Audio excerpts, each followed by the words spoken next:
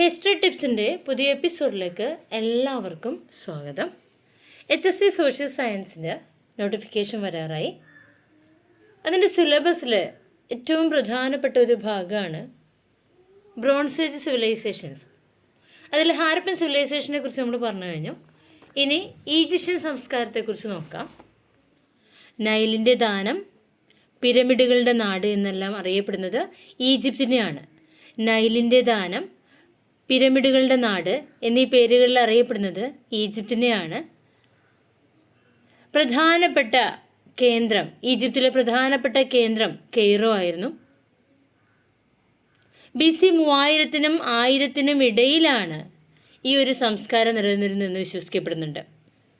അപ്പം നൈലിൻ്റെ ദാനം എന്നറിയപ്പെടുന്നത് ഈജിപ്താണ്, പിരമിഡുകളുടെ നാടെന്നറിയപ്പെടുന്നത് ഈജിപ്താണ്. കെയ്റോ ആയിരുന്നു ഈ ഈജിപ്തിൻ്റെ പ്രധാനപ്പെട്ട കേന്ദ്രം എന്ന് പറഞ്ഞാൽ. BC 3000-നും 1000-നും ഇടയിലാണ് ഈ സംസ്കാരം നിലനിന്നിട്ടുണ്ടായിരുന്നത്. ഭരണാധികാരികൾ ഫറോവ എന്ന പേരിലാണ് അറിയപ്പെട്ടത്. ഫറോവ എന്ന വാക്കിന് മഹാമന്ദിരത്തിൽ താമസിക്കുന്നയാൾ എന്നാണ് അർത്ഥം വരുന്നത്. ഇവരുടെ ലിപി ഹൈറോഗ്ലിഫിക്സ് ലിപിയായിരുന്നു. ഈജിപ്ഷ്യൻസിൻ്റെ ലിപി ഹൈറോഗ്ലിഫിക്സ് ലിപിയാണ്. പരിശുദ്ധമായ എഴുത്ത് എന്നാണ് ഹൈറോഗ്ലിഫിക് എന്ന വാക്കിൻ്റെ അർത്ഥം. പാപ്പറസ് ചെടിയുടെ ഇലയിലായിരുന്നു ഈ ഒരു ലിപി കൊണ്ട് എഴുതിയിട്ടുണ്ടായിരുന്നത്. സങ്കലനം, വ്യവകലനം, സൗരപഞ്ചാംഗം, ദശാംശ സമ്പ്രദായം എന്നിവ ഇവരുടെ സംഭാവനകളാണ്.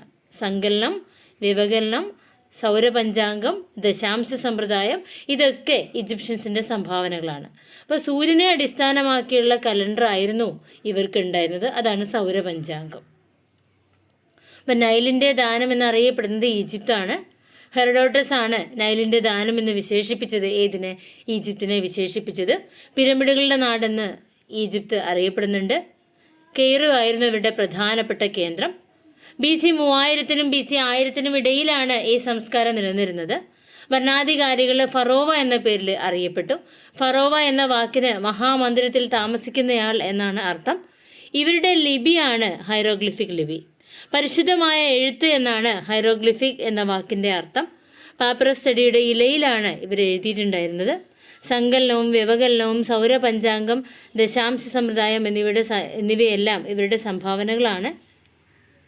സൂര്യനെ അടിസ്ഥാനമാക്കിയുള്ള കലണ്ടർ ആയിരുന്നു ഇവർക്കുണ്ടായിരുന്നത്.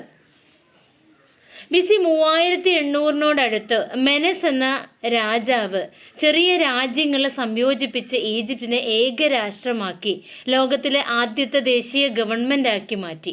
BC 3800-നോടടുത്ത് മെനസ് എന്ന രാജാവ് ചെറിയ രാജ്യങ്ങളെ സംയോജിപ്പിച്ച് ഈജിപ്തിനെ ഏകരാഷ്ട്രമാക്കി ലോകത്തിലെ ആദ്യത്തെ ദേശീയ ഗവൺമെൻറ്റാക്കി മാറ്റി. BC 2680 മുതൽ BC 2560 വരെ ഭരിച്ചിരുന്ന 4 രാജവംശത്തിൻ്റെ കാലത്ത് ഈജിപ്തിൽ പ്രധാന പിരമിഡുകൾ നിർമ്മിക്കപ്പെട്ടു. അക്ഷരവിദ്യയുടെ ഉത്ഭവവും മാനവചരിത്രത്തിലെ ആദ്യത്തെ പഞ്ചാംഗവും ഈജിപ്തിലായിരുന്നു ഉണ്ടായിരുന്നത്. അംഗഗണിതം, ജ്യാമിതി, സങ്കലനം, വ്യവകലനം, ഹരണം, ദശാംശ സമ്പ്രദായം ഇതൊക്കെ കണ്ടുപിടിക്കപ്പെട്ടു.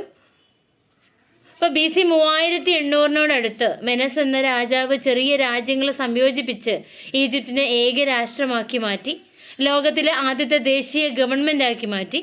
BC 2680 മുതൽ BC 2560 വരെ ഭരിച്ചിരുന്ന 4 രാജവംശത്തിൻ്റെ കാലത്ത് ഈജിപ്തിലെ പ്രധാന പിരമിഡുകൾ നിർമ്മിക്കപ്പെട്ടു. അക്ഷരവിദ്യയുടെ ഉത്ഭവവും മാനവചരിത്രത്തിലെ ആദ്യത്തെ പഞ്ചാംഗവും ഈജിപ്തിലായിരുന്നു ഉണ്ടായത്. അംഗഗണിതം, ജ്യാമിതി, സങ്കലനം, വ്യവകലനം, ഹരണം, ദശാംശ സമ്പ്രദായം എന്നിവ കണ്ടുപിടിക്കപ്പെട്ടു.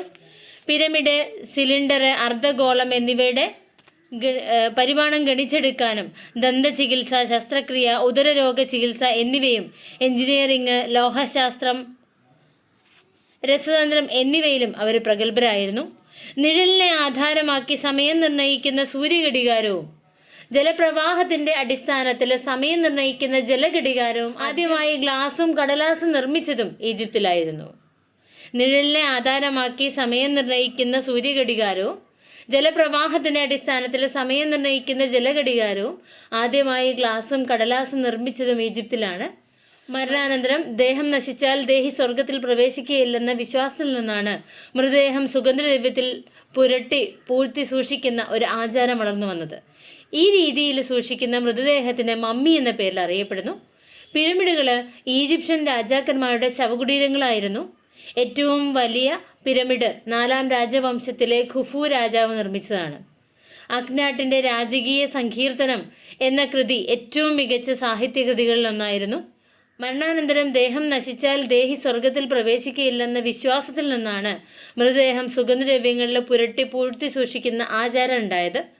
ഇപ്രകാരം സൂക്ഷിക്കുന്ന മൃതദേഹത്തിന് മമ്മി എന്ന പേരിൽ അറിയപ്പെടുന്നു. പിരമിഡുകൾ ഈജിപ്ഷ്യൻ രാജാക്കന്മാരുടെ ശവകുടീരങ്ങളായിരുന്നു. ഏറ്റവും വലിയ പിരമിഡ് 4-ാം രാജവംശത്തിലെ ഖുഫു രാജാവ് നിർമ്മിച്ചതാണ്. അഖ്നാട്ടിൻ്റെ രാജകീയ സങ്കീർത്തനം എന്ന കൃതി ഏറ്റവും മികച്ച സാഹിത്യകൃതികളിലൊന്നായിട്ട് കരുതപ്പെടുന്നുണ്ട്. ഇനി വലത്തു നിന്നും ഇടത്തോട്ട് എഴുതിയ ഹൈറോഗ്ലിഫിക് ലിപി വായിച്ചെടുത്തത് ഷാംപോലിയോ എന്ന ഫ്രഞ്ചുകാരനാണ്.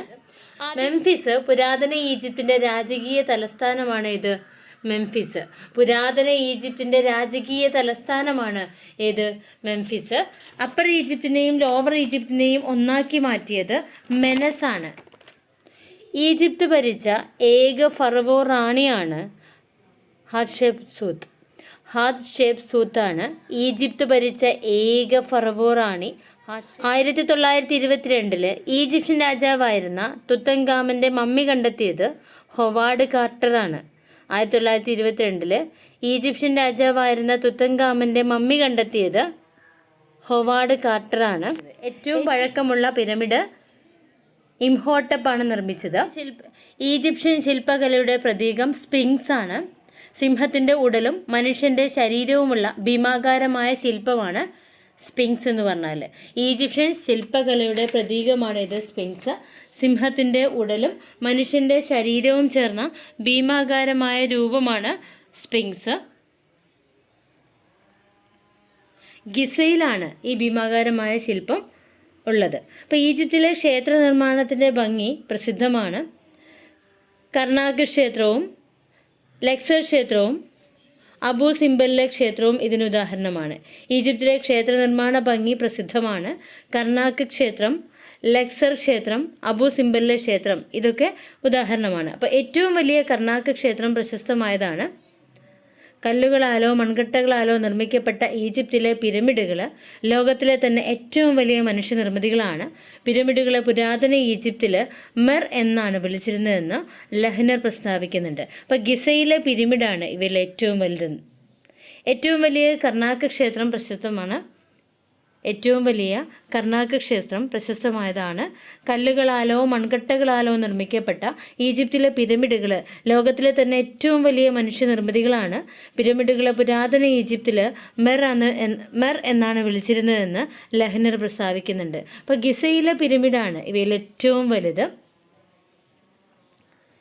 ഇത്രയാണ് ഈജിപ്ഷ്യൻ സംസ്കാരത്തെക്കുറിച്ച് പറയാനുള്ളത്. ഇനി മെസപ്പൊട്ടോമിയൻ സംസ്കാരത്തിൻ്റെ പ്രത്യേകതകൾ നമുക്ക് നെക്സ്റ്റ് വീഡിയോയിൽ നോക്കാം. Okay, thank you.